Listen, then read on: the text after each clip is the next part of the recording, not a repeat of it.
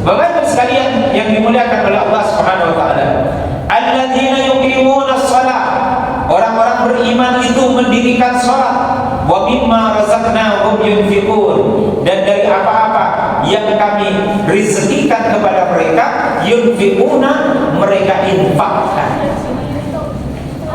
Bapak Ibu sekalian yang dimuliakan Allah Subhanahu wa taala, jadi di luar yang tadi di atas, yang pertama wajilat qulubuhum, hatinya bergetar atau artinya tunduk dengan semua perintah dan menjauhi semua larangan, itu namanya wajilat qulubuhum. Yang kedua apa? Tuliyat alaihim ayatuhu, ketika dibacakan ayat Al-Qur'anul Karim, maka imannya, keyakinannya semakin bertambah.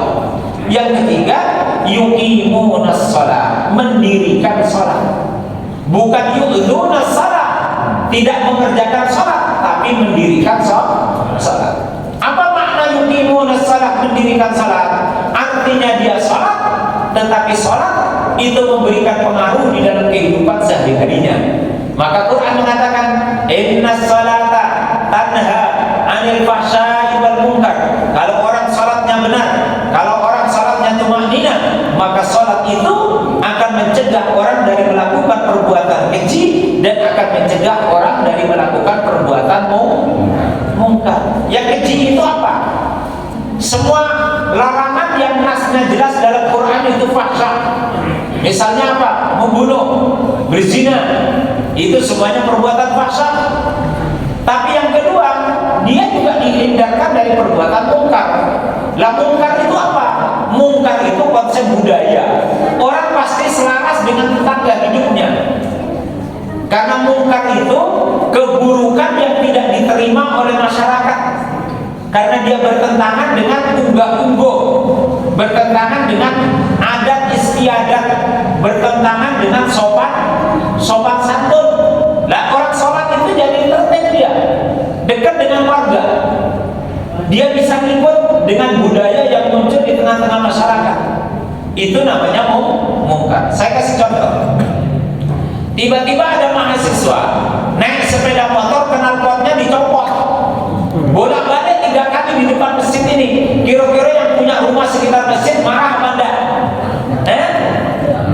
Nah ketika dicegat, si anak muda itu ngomong, "Pak, jangan rajin sholat ke masjid ini apa enggak?" Kata dia. Oh, kurang ajar dia. Oh iya, emang kenapa? Oh, emosi tadi. Emang kenapa? Mohon maaf Pak, nih jenengan itu rajin sholat, tolong tunjukkan kepada saya dalil Quran dan dalil hadis bahwa naik motor knalpotnya dicopot itu dilarang oleh agama. Tolong tunjukkan. Kira-kira pripun Pak? Bisa tunjukkan apa enggak? Mana Qurannya yang mengatakan naik sepeda motor knalpotnya dicopot itu enggak boleh? Mana hadis Nabi? Oh, zaman Nabi enggak ada jawalah kok, enggak ada kendaraan kok. Tetapi Bapak Ibu sekalian, memang betul tidak ada dalil Quran, tidak ada dalil hadis, tapi dia mengganggu adat istiadat. Itu mengganggu ketenangan masyarakat. Nah, ketika dia mengganggu ketenangan masyarakat, walaupun secara sore tidak ada dalil dalam Quran dan hadis, itu namanya perbuatan mungkar. Pak RT, Pak RW ngumumkan jam bertamu maksimal jam 10. Jam berapa? Jam 22.00. Tiba-tiba ada kos-kosan gitar-gitaran membakar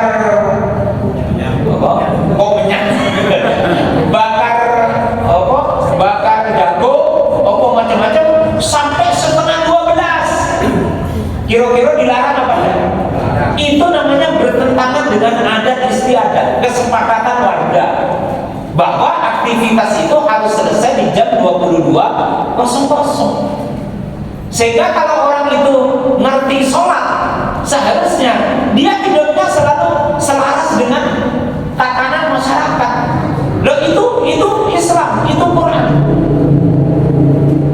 Nah, perbuatan ketika orang disiplin jam 10 selesai kegiatan karena itu aturan warga, itu namanya perbuatan ma'ruf. Gitu. Perbuatan ma'ruf. Ma'ruf itu artinya sesuatu yang memberikan kenyamanan kepada lingkungan. Itu namanya perbuatan ma'ruf.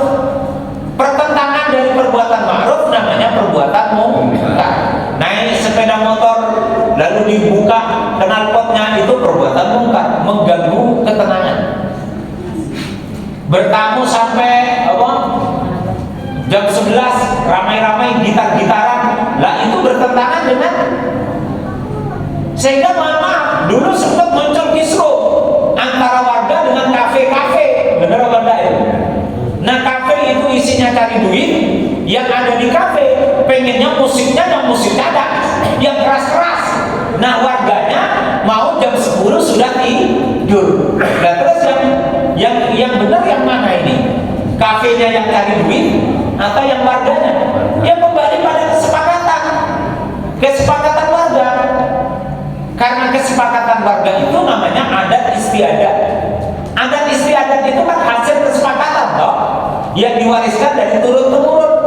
Sehingga kalau ada kafe menurut adat istiadat di situ maksimal jam 10, ya kafenya tutup jam 10. Udah harusnya begitu.